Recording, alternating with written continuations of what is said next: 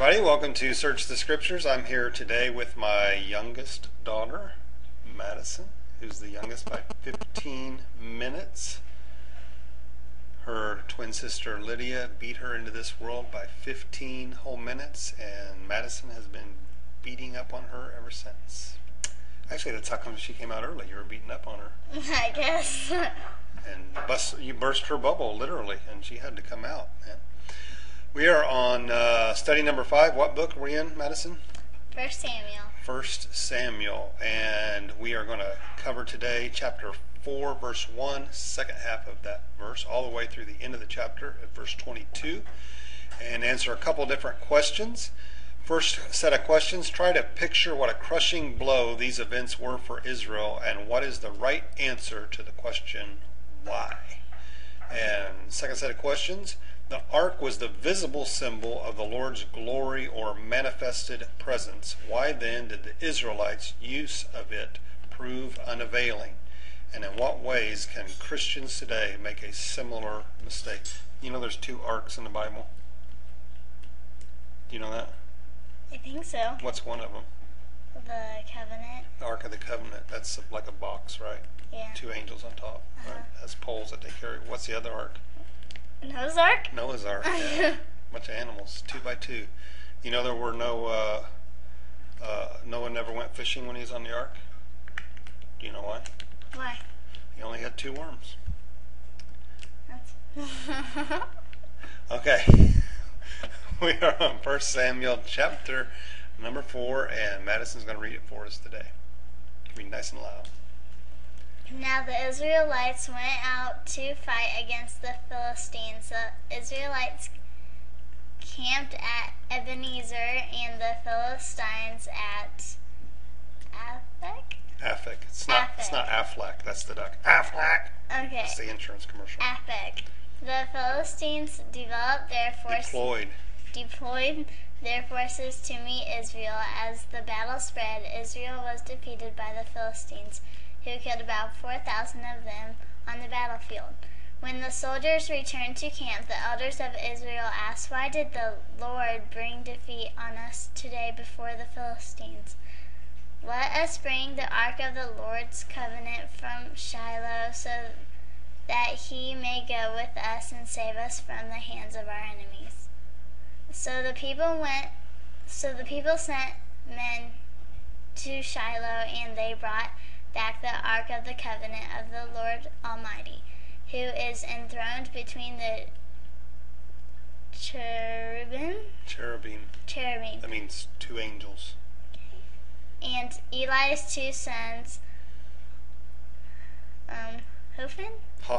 Hophni and Phinehas, were there with the ark of the covenant of God. When the ark of the Lord's covenant came into the camp, all Israel raised such a great shout that the ground shook. Hearing the uproar, the Philistines asked, "What's all this shouting in the Hebrew camp?" When they learned that the ark of the Lord had come into the camp, the Philistines were afraid. "A god has come into the camp," they said. "Oh no, nothing like this has happened before. We're doomed. Who will deliver us from the hand of these mighty gods?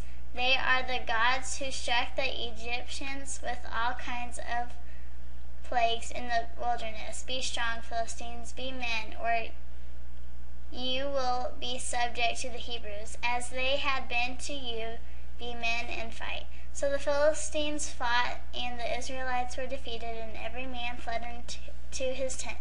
The slaughter was very great. Israel lost 30,000 foot soldiers. The ark of God was captured, and Eli's 2 sons, Hophni and Phinehas, died. That same day, a Benjamite ran from the battle line and went to Shiloh with his clothes torn and dust on his head.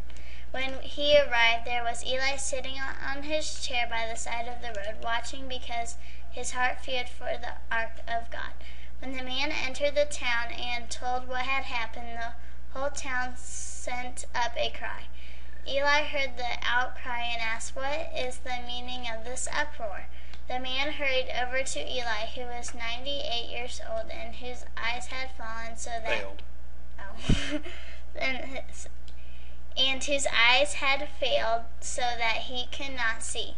He told Eli, I have just come from the battle line. I fled from it this very day. Eli asked, What happened, my son? The man who brought the news replied, Israel fled before the Philistines, and the army has suffered heavy losses. Also, your two sons, Hophni and Phinehas, are dead, and the ark of God had been captured.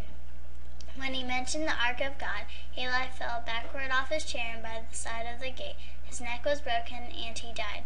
For he was an old man, and he was heavy. He had led Israel 40 years. His daughter-in-law, the wife of Phinehas, was pregnant and near the time of delivery. When she heard the news that the ark of God had been captured and that her father-in-law and her husband were dead, she went into labor and gave birth, but was overcome by her labor pains.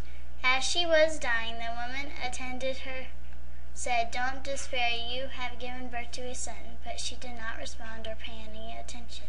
She named the boy Ichabod, saying, The glory has departed from Israel because of the capture of the ark of God and the deaths of her father-in-law and her husband.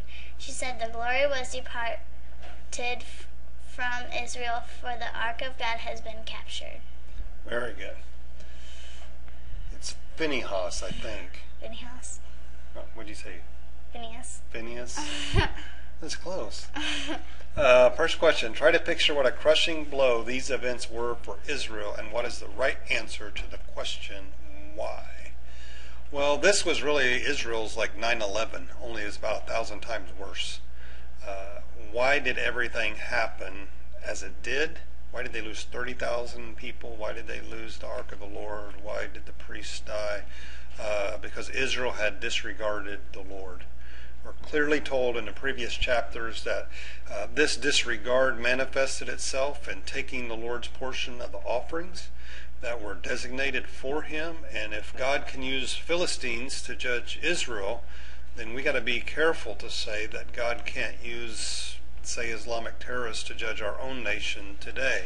He most certainly can. So one thing is certain concerning 9/11, it did little to wake up the church in America. And we have to ask ourselves, what will it take to get our attention for more than just 8 weeks or so? Second set of questions, the ark was the visible symbol of the Lord's glory or manifested presence. Why then did the Israelites' use of its power, why was their use of its power unavailing, and in what ways can Christians today make a similar mistake? Well, Israel's use of the ark of God like some sort of magic trinket, and without use it like a magic trinket and without the Lord's approval. They failed in their relationship with him. They were rarely hearing his voice. And we make the exact same mistakes today when we declare ourselves to be a Christian nation and think for some reason that God is always on our side. He clearly is not, and he is not for many times the very same reasons that were so prevalent in the days of Eli and his wicked sons. I hope that the presence of the Lord is active in your life, and I hope you are being obedient to him, and I hope this study has been a blessing to you. Hope you're having a great day. God bless, and have a fantastic rest of your day.